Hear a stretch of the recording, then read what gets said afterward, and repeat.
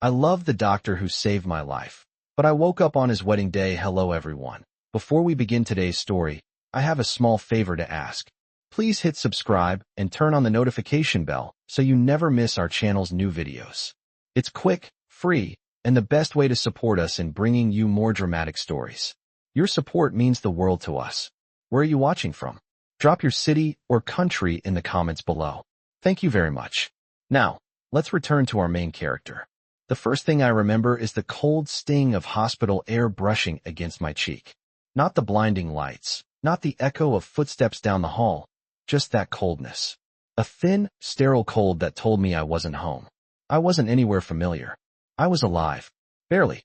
They said I had been unconscious for weeks, floating somewhere between a nightmare and nothingness, until a voice kept pulling me back. A warm voice. Soft. Steady.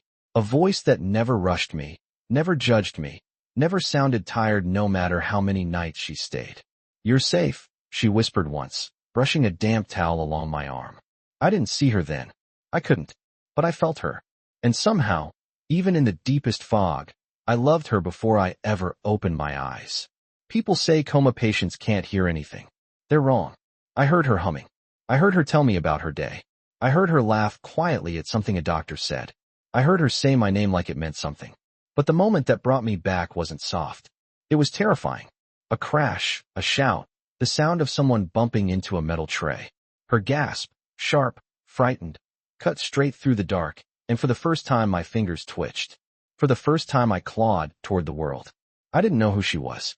I didn't know her face, or her name, or why she cared. I just knew I had to come back. And when my eyes finally fought their way open, blurry and burning, she was the first thing I saw. Not the machines. Not the doctors. Her. Standing there in pale blue scrubs, with fear and relief tangled in her eyes like she had been holding her breath for days. My doctor rushed in behind her, calling for vitals, shining lights in my pupils, but all I could focus on was her hand still wrapped around mine. And the way she didn't let go. Not even when they crowded the room. Not even when they pushed her gently aside. I held on. Or maybe she did. I didn't know where I was or why everything hurt, but I knew I didn't want her to leave. You're back, she whispered, her voice cracking. She didn't cry, but her eyes glistened like she wanted to.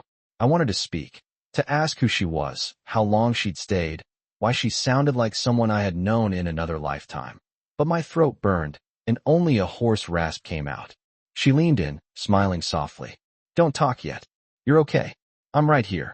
And just like that, the fear faded. The pain dulled. The room felt warm. Safe. Her name was the last puzzle piece I wanted, the one thing I needed. But before I could ask, before I could even breathe right, the monitors beeped sharply and the doctor stepped between us. He needs rest, he said. Let's give him air. She nodded, gently slipping her hand from mine. I tried to follow her fingers, tried to hold on just a second longer, but my strength vanished. She turned to leave. And even half-conscious, I felt it, like something inside me was being pulled away with her. I didn't know yet that she was the one who saved my life. I didn't know that she was the reason I woke up at all. All I knew was that the moment she stepped out of that room, I already missed her. And I had no idea that the next time I'd see her would be on the morning of her wedding. When she walked out of the room, I thought I would see her again within minutes. Nurses come and go, doctors rotate, machines beep, daylight shifts. But she did not return. Not that hour. Not the next. Not even by nightfall. I asked for her without even realizing it. When the doctor checked my pulse and adjusted my monitors, I rasped out. The nurse, the one who was here earlier. Where is she? He paused, like he needed a moment to understand which nurse could have left that kind of imprint after a single waking moment. And then he smiled faintly. Anna? She has been on a double shift. She will be back tomorrow. Anna. Her name felt soft on my tongue. Familiar, even though it should not have been. I repeated it quietly after the doctor left, as if saying it would anchor me to something real in the sea of confusion I was drowning in. My body hurt everywhere. My memory was a broken mirror. I could not recall how I ended up in that hospital bed, why my ribs felt like glass, or why the simple act of breathing felt like climbing a mountain. But I remembered her voice. That alone kept me awake through the night. Around 3 in the morning, when the halls finally quieted and the machines hummed like distant thunder, I dozed off. And when I opened my eyes again, Sunlight was spilling across the floor in soft gold. And she was there. Anna stepped into the room carrying a small metal tray with bandages and warm cloths. Her hair was tied back, her scrubs slightly wrinkled, her eyes tired but gentle. She froze when she saw me awake.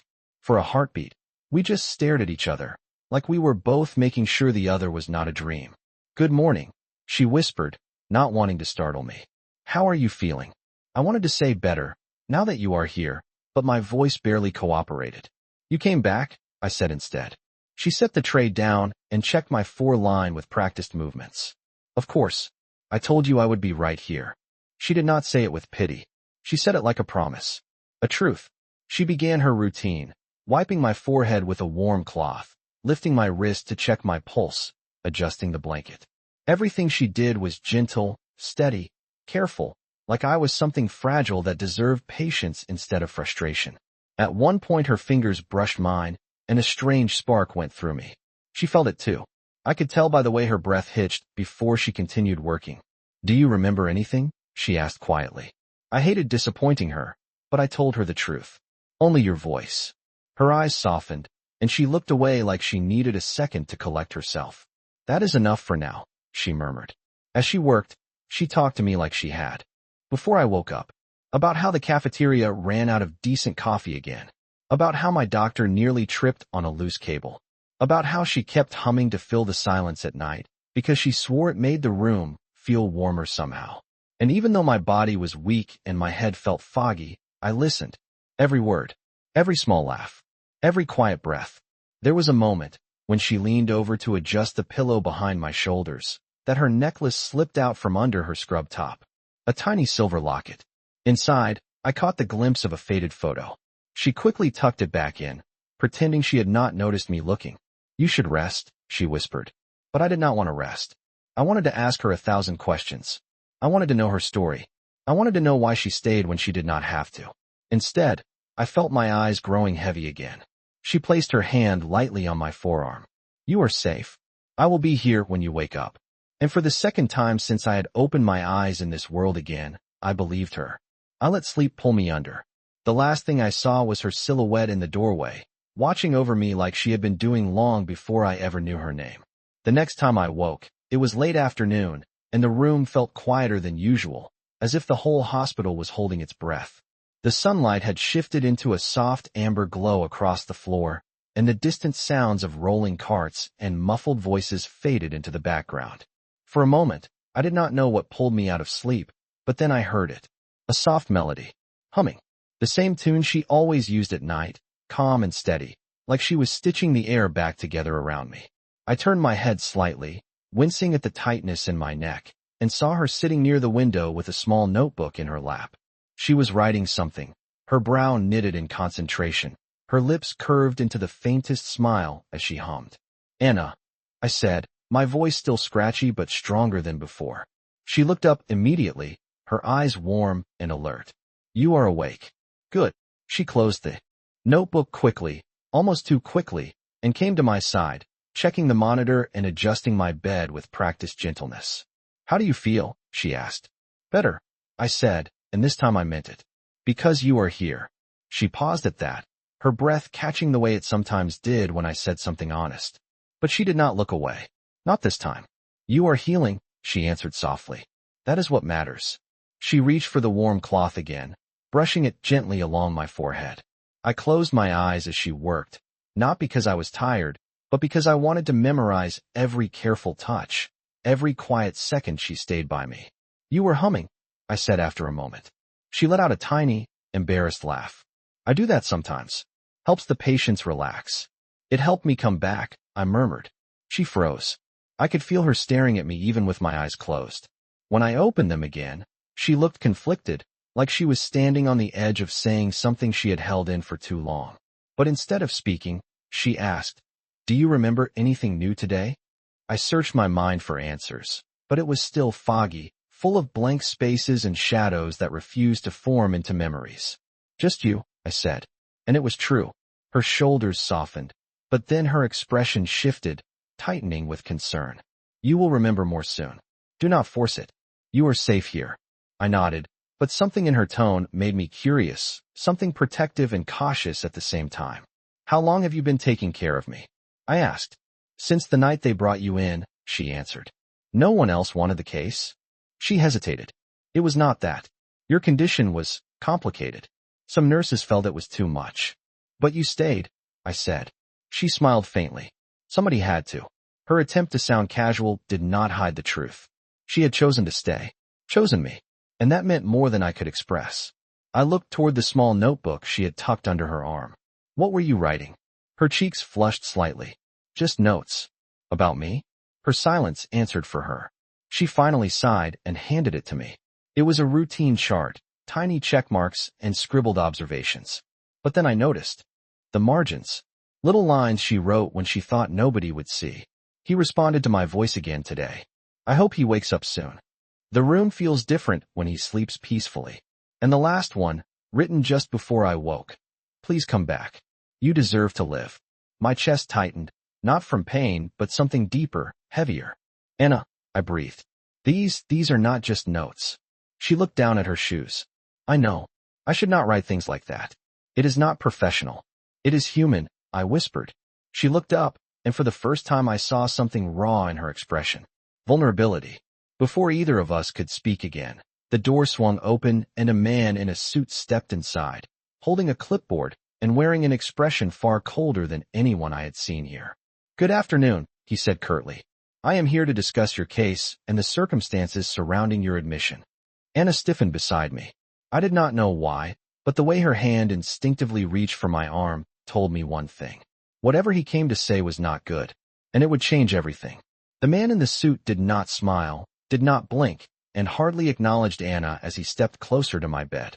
His shoes clicked sharply against the tile floor, each step too loud for a hospital room. "My name is Mr. Dalton," he said, his voice stiff and clipped. "I am with the administrative division. I need to verify a few details regarding your accident." Accident. The word hit me like a cold splash of water. I had been avoiding it, circling around it in my mind, never brave enough to touch it. Anna stayed near me, her posture straight but tense, like she expected trouble. Mr. Dalton flipped a page on his clipboard. "First, do you remember the events leading up to the crash?" I swallowed, searching my mind for anything, any fragment that might help, but it was all mist and darkness. "No," I said. "Nothing." He clicked his pen impatiently. "Do you recall why you were on Highway 47 that night? Or who you may have been traveling with?" Anna glanced at me, reading the confusion on my face. "Highway 47, I repeated slowly. "I do not remember ever being there." Mr. Dalton sighed as if my amnesia was personally inconveniencing him. "Very well. We will run through this again tomorrow. Until then, rest." He turned to leave, but then he paused at the door and looked back at Anna, his gaze sharpening. "Nurse Monroe, a word outside, please." My stomach tightened. The way he said her name sounded less like an invitation and more like a warning. Anna squeezed my arm gently. "I will be right back," she whispered. But when she followed him out, the door did not fully close, and I heard enough to know something was wrong. "You have been spending too much time with this patient," Mr. Dalton said coldly. "Your emotional involvement is unprofessional." "I am doing my job," Anna replied, her voice steady but low. "No," he shot back, "you are overstepping it." I heard footsteps, a faint shuffle, and then his voice dropped even lower. "And you know why this case is sensitive. His file is restricted for a reason. Stay within protocol, or I will reassign you." My heart hammered in my chest. Before I could think, I strained to see through the gap in the door. Anna stood stiffly, her jaw tight, her hands clenched at her sides. She looked smaller next to him, not physically, but in the way someone looks when they are trying not to break. When she came back inside, she forced a polite smile, but her eyes betrayed the weight she carried. "Everything okay?" I asked. She nodded too quickly. "Do not worry about that. How is your pain level?" "Anna," I said firmly, "what did he want?" She exhaled slowly, then sat at the edge of my bed. "Nothing you need to worry about. The hospital administration can be strict, especially with cases like yours." "Cases like mine?" "Patients with missing information, complicated injuries. No family listed as emergency contact. There are protocols." I studied her face. She was telling the truth, but not all of it. "He threatened to reassign you," I said quietly. She froze. Then she looked away. You heard that? I did. She swallowed hard, her eyes turning glossy for a moment before she blinked it away. I am not leaving, she said. You need consistency right now, and I promised I would stay. Her voice cracked on the last word. I reached for her hand, and though my grip was still weak, she held on as if it steadied. Anna, if you get in trouble because of me, it is not about trouble, she interrupted. It is about doing the right thing.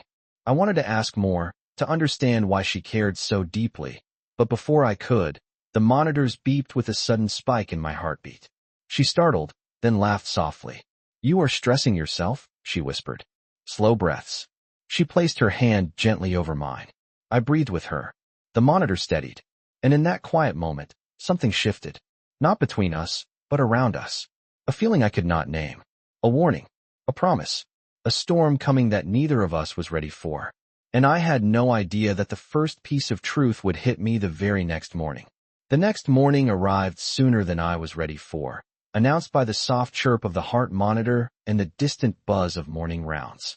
I blinked awake to the faint smell of disinfectant and the warmth of sunlight pressing through the blinds. For the first few seconds, everything felt peaceful, almost normal, until I saw the look on Anna's face. She stood at the foot of my bed holding a folder against her chest, her expression tight, her eyes shadowed with worry she clearly tried to hide. You are up, she said gently, forcing a smile. How did you sleep? What happened? I asked immediately. Her smile fell. She looked toward the doorway as if checking whether someone was listening. Then she moved closer to my bed and lowered her voice. There was a new report added to your file overnight, she said.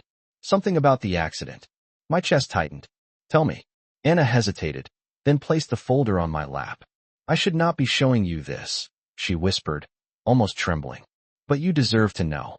My fingers shook as I opened the folder. Inside was a printed sheet with grainy black and white photos from the crash site. Twisted metal, shattered glass, a broken guardrail, and my car, crushed like a tin can. But that was not the worst part.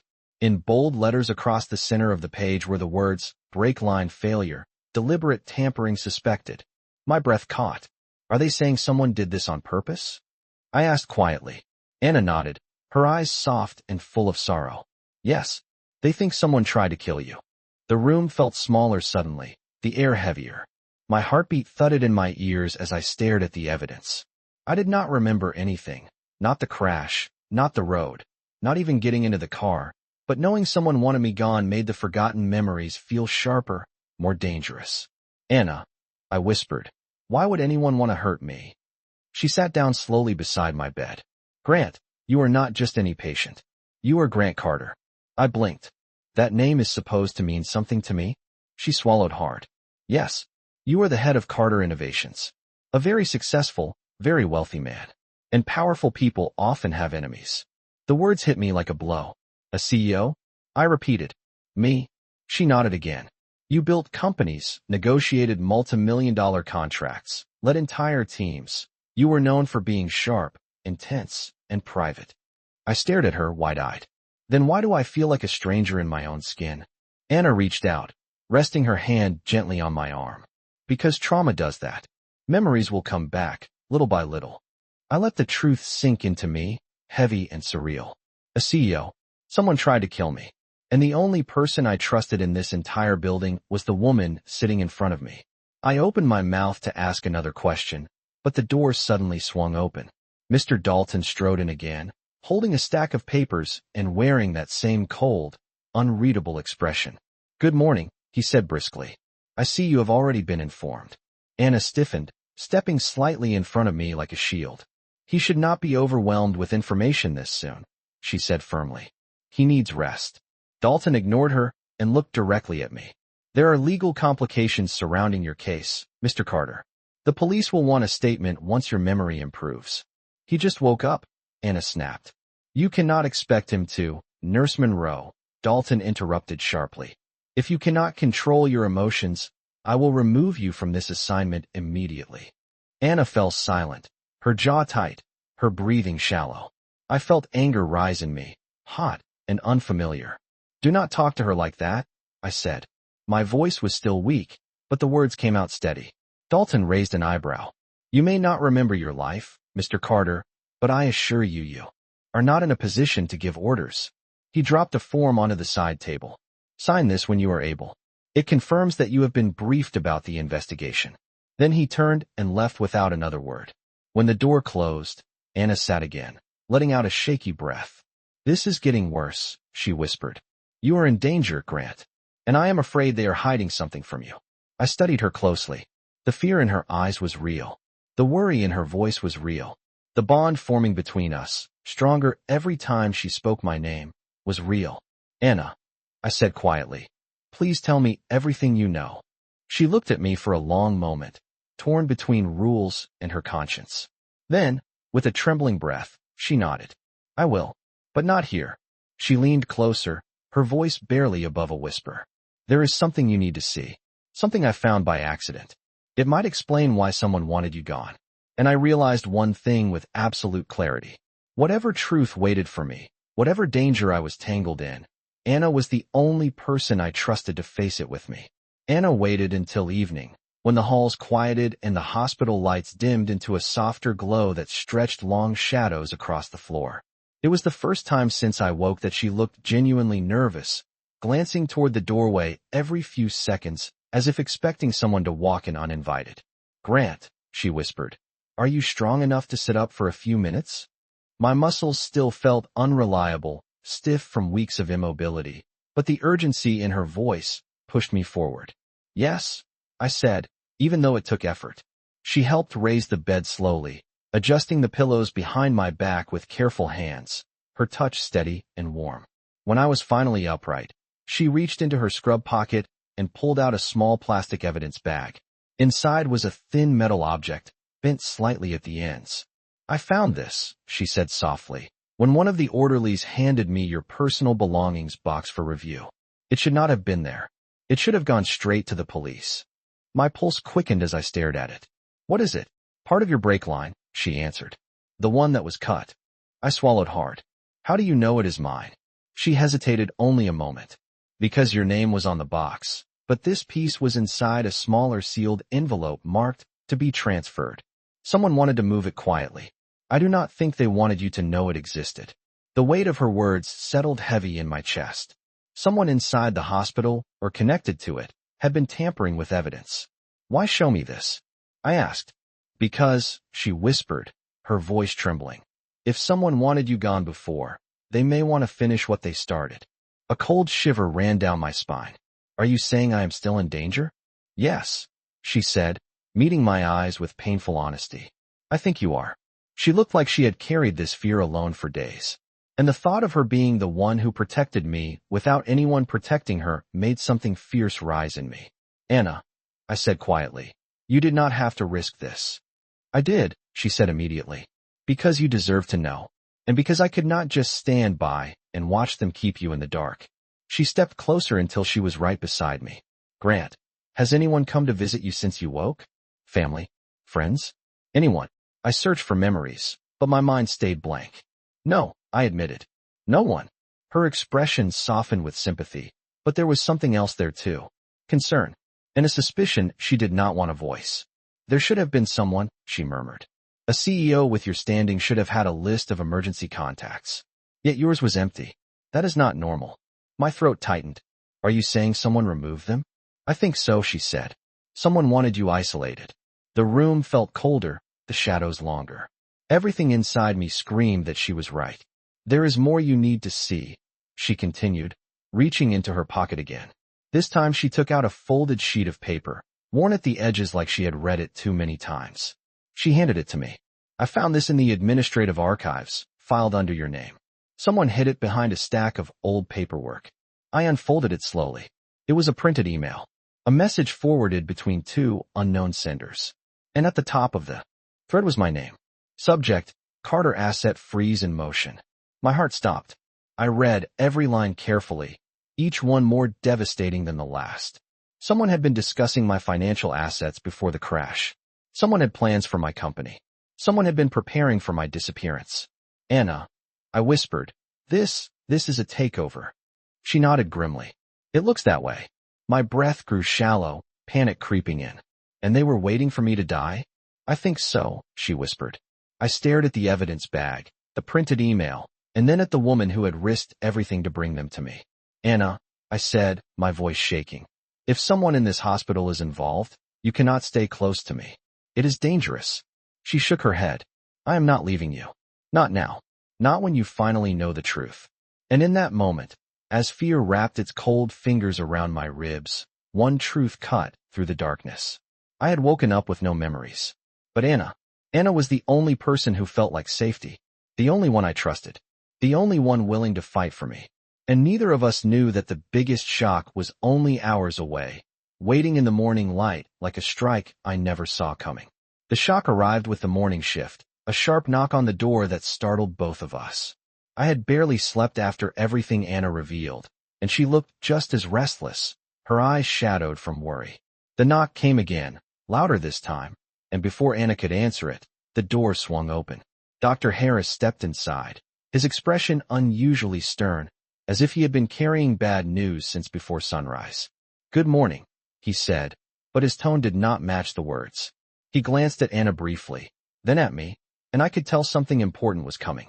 Grant, we need to talk. Anna instinctively moved closer to my bedside, her presence a silent shield. Is something wrong? I asked. There have been developments in your case, he said, and you will likely receive visitors today. Visitors? I echoed. The word felt foreign. In all the time since I regained consciousness, not a single person had walked into this room for me. But before I could ask who, a familiar, unwelcome voice filled the doorway. I am afraid it is more complicated than that. Mr. Dalton stepped inside, his suit immaculate, his expression carved from stone. He carried a folder tucked under his arm and walked with the confidence of someone who expected obedience. What now? Anna muttered under her breath. Dalton ignored her and opened the folder. You will have to relocate to another facility, he said. Effective immediately. My pulse spiked. What? Due to security concerns, Dalton replied. Your presence here jeopardizes the safety of the staff and yourself. We have arranged a transfer to a private recovery center. He is not stable enough for a transfer, Anna snapped. His vitals fluctuate every few hours. You know that. Moving him now would be dangerous. This is not up for debate, Dalton said sharply. He leaves today. It felt like the walls closed in. After everything she had uncovered, after learning someone may have tried to kill me, the idea of being moved, isolated even further, felt like walking into a trap. You cannot make decisions for me, I said, anger rising in my chest. Not when I do not trust the people behind them. Dalton raised an eyebrow. You do not trust the hospital administration? I do not trust you, I said. His eyes flashed with irritation, but he remained composed. I understand you are recovering and may feel overwhelmed, but the decision stands. He has the right to refuse, Anna said. Dalton turned to her slowly, like a predator tired of being challenged. Nurse Monroe, this is your final warning. Your interference is beyond unprofessional. One more step out of line, and your employment here is terminated. She stiffened, but she did not back down. Instead, she took a step closer to my bed, as if she could block him physically. You are endangering him, she said, and I will not be silent about it. Dalton let out a slow breath. Very well, he said, sounding almost bored. If you choose to involve yourself further, be prepared to face the consequences. He turned on his heel and left, the door slamming shut behind him. For a moment, all we heard was the steady beep of the heart monitor and the distant hum of the hospital. Then Anna exhaled shakily. Grant, she whispered, he is not doing this for your safety. Someone wants you isolated. I know, I said. We cannot let them move you. She continued, pacing slightly. Not until we figure out who is behind this. I watched her, her determination fierce despite the fear in her eyes. She had risked her job for me, her safety, her future, and all I could think was that I did not deserve her loyalty, yet I relied on it more than on my own memories. Anna, I said quietly, thank you. She stopped walking and looked at me, her expression softening. You do not have to thank me, she said. I just want you alive. Her words settled over me like a vow. And then, before either of us could say more, another knock echoed at the door. This one was slow, deliberate, different from the others. Anna and I exchanged a look. When the door opened, a woman stepped inside. Elegant, composed, wearing a soft ivory dress and holding a bouquet of white roses. Her eyes locked onto mine as if she had been searching for me for a long time. And with a trembling breath, she whispered, "Grant, thank God you are awake." I felt my heart stop. Not because I recognized her. My memory was still empty, but because of the ring on her finger. She was wearing a wedding dress. And she whispered one more thing that shattered the room into silence. "I am your fiancé. Today was supposed to be our wedding." For a long moment, no one spoke. The woman in the ivory dress stood frozen in the doorway, clutching the bouquet so tightly the petals trembled. Her makeup was flawless, her hair pinned with delicate pearls, but her eyes were wild with shock, as if she had walked into a dream that had turned into a nightmare. "Your fiancé?" I repeated, the word heavy on my tongue. She nodded quickly and stepped deeper into the room, her heels clicking softly against the tile. "Yes, Grant. We were supposed to be married today. You disappeared the night before the ceremony, and no one knew where you were. I thought you had cold feet, or changed your mind." Her voice cracked as she looked at me with a mix of relief and accusation. I glanced toward Anna, who stood perfectly still, her face pale, her hands clasped tightly in front of her. Something in her expression twisted my chest. I do not remember you," I said honestly. The woman inhaled, sharply as if my words had physically struck her. "You do not remember me?" she whispered. "We have been together for almost 2 years. You proposed to me on the balcony of the Carter Tower. You said I made you feel alive again." Her voice wavered as she sank into the chair beside my bed. "I thought you died. And then they called me this morning and told me you had woken up." I tried to make sense of her words, but my mind was empty. Blank. Nothing she said sparked even the faintest flicker of recognition. "I am sorry," I told her softly. "I wish I remembered." She wiped a tear from the corner of her eye, then straightened her posture as if reminding herself who she was. "My name is Victoria Hale," she said. "We were planning the merger between Carter Innovations and Hale Enterprises. The wedding was part of securing the partnership." My chest tightened. "So it was a business arrangement." She hesitated. "It was both," she said carefully. "Business and personal. At least, that is what I believed." Her gaze flicked briefly toward Anna, and something sharp flickered in her eyes. Not anger, not jealousy, something colder. "Assessment. Who are you?" Victoria asked, her tone crisp. Anna stepped forward, trying to remain composed. "I am his nurse. Anna Monroe." "His nurse," Victoria repeated. "You seem awfully involved." The air in the room shifted instantly. I could feel Anna stiffen beside me, but she kept her voice steady. "I have been caring for him since he was admitted." Victoria studied her for a long moment, then turned back to me with a soft, practiced smile. "Grant, I am here to take you home. The transfer Mr. Dalton mentioned is unnecessary. I will bring you to my family's private medical suite where you will receive the best care money can buy." My pulse spiked. Everything inside me recoiled at the idea of leaving with a stranger who claimed ownership over a life I could not remember. "I am not ready," I said. "I barely know who I am. I cannot walk out of here with someone I do not recall." Her expression tightened. "Grant, the media is already asking questions. Investors want answers. If we do not handle this correctly, your disappearance and this accident could damage everything you built."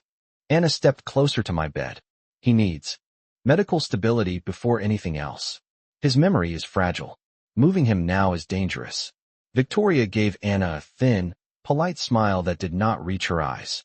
"With respect, Nurse Monroe, this is not your decision." Before Anna could answer, I spoke. "It is mine." Victoria turned to me, stunned. "Grant, I am staying here," I said firmly. "For now." Silence fell again, heavy enough to drown out even the heartbeat monitor. Victoria exhaled slowly, choosing her next words. "Very well," she said, her tone cooling. "But I need to speak with you privately." "Anything you have to say," I replied. "You can say in front of Anna." For the first time, true irritation cracked through her polished exterior. "Grant," she said quietly, "this woman is a nurse. She is staff. She is not part of your life." "She saved my life," I said, surprising even myself with the conviction in my voice. "And she has been honest with me. I trust her." Victoria's jaw clenched. She looked between us, reading something in the silence, something she did not like. Then she set the bouquet on the bedside table with deliberate care. "We will revisit this conversation later. she said. But know this. Everything you are being told may not be the whole truth. Her eyes lingered on Anna before she walked out, her perfume trailing behind her like a warning. When the door finally closed, I let out a breath I did not realize I had been holding. Anna stared at the bouquet, her face unreadable. "Are you okay?" she whispered. "I do not know," I admitted. "But something about her scares me more than the accident." Anna swallowed hard, then sat beside me. "Grant," she said softly, "I think she knows more than she is saying." I nodded slowly. "And I think," I whispered, "that the person who wanted me gone might not be far from us." Her eyes widened, and for the first time, fear was not just in her voice. It was in mine too. For a long moment after Victoria left, the room felt hollow, as if her presence had drained the air itself. The bouquet sat on the table, perfect and untouched, its white petals glowing in the sterile hospital light like a reminder of a life I was supposed to know but did not. Anna stayed beside me, quiet and tense, as if she expected someone else to barge in at any moment. "Grant," she whispered, "you do not have to trust her. You do not have to trust anyone except yourself." I turned toward her, absorbing the fear behind her steady voice. "I trust you," I said without hesitation. Her breath caught, and she looked away quickly, trying to hide the emotion in her eyes. But before either of us could say more, the door opened again, slower this time. Dr. Harris stepped inside, closing it gently behind him. His face was pale, his jaw clenched with something beyond worry. He locked the door. That alone made my pulse spike. "What is going on?" I asked. Harris walked closer, lowering his voice to a near whisper. "Grant, I need to show you something. It concerns your accident, and your life before all of this." Anna stood straight, ready to defend me if needed. Harris held up a tablet, already unlocked, with a paused recording on the screen. "This came through the hospital's security logs last night," he said. "Someone tried to delete it, but the backup servers saved a copy." He pressed play. The footage showed the hospital lobby on the night of my admission. Orderlies rushed with a stretcher, my unconscious body strapped down. But it was the figure following behind that made Anna gasp and made my blood run cold. Victoria, dressed not in ivory and pearls, but in a dark coat, her expression tight, her voice sharp as she spoke to Dalton. "Make sure he does not wake up until after the merger is finalized," she said in the recording. "And keep that nurse away from him. She is too observant." My stomach twisted violently. The woman who claimed she was my fiancée, the woman who said she had been grieving me, was standing there giving orders. Orders meant to keep me silent. Harris paused the video. "I did not believe it at first," he said. "But when I cross-checked the timestamps and the access logs, everything matched." Anna stared at the screen, horrified. "She wanted to isolate him," she whispered. "She wanted him gone." I tried to breathe, but the air felt too thick. Every instinct in my healing body recoiled in terror. "Why?" I forced out. Harris pulled out another document. "Because you discovered irregularities in the merger contract 1 week before the wedding," he said. "Your legal team was preparing to halt the agreement entirely. If the merger failed, Hale Enterprises would collapse. Victoria stood to lose everything." Anna covered her mouth. "So she sabotaged his car." Harris nodded grimly. "The investigation already suspected foul play. But now we have motive, opportunity, and proof." The truth hit me all at once, crashing over me like a wave. I had been walking into a trap long before the accident, and the one person who stood between me and death was the woman standing beside me now. Anna reached for my hand, and I held hers as tightly as my strength allowed. "Grant," she whispered, "you are safe now. They cannot hurt you anymore." Harris nodded. "Security is on their way to escort Dalton off the premises. The police are already searching for Victoria. She will not reach you." A wave of relief washed through me, followed by something else. Something warm. Something certain. "Anna," I said softly, "you saved my life." Over and over again. Her eyes filled slowly, her guard falling for the first time since I woke up. "I just did what anyone with a conscience would do," she whispered. "No," I said, my voice steady. "You did more than that. You stayed. When no one else did, you stayed." She took a shaky breath, her fingers tightening around mine. "That is because," she hesitated, then spoke with a trembling honesty that made my heart ache. "That is because losing you would have broken me." The truth hung between us, fragile and powerful. And in that moment, memory or no memory, I knew exactly what my heart wanted. Anna, I whispered, when I walk out of this hospital, I want you with me. Not as my nurse, as the person who brought me back to life. Her tears finally fell, soft and real, as she leaned closer. I will be here, she breathed. Wherever you go, I will be here. For the first time since waking in that cold, bright room, the future did not terrify me. It felt possible. It felt bright. It felt like healing. And it felt like her.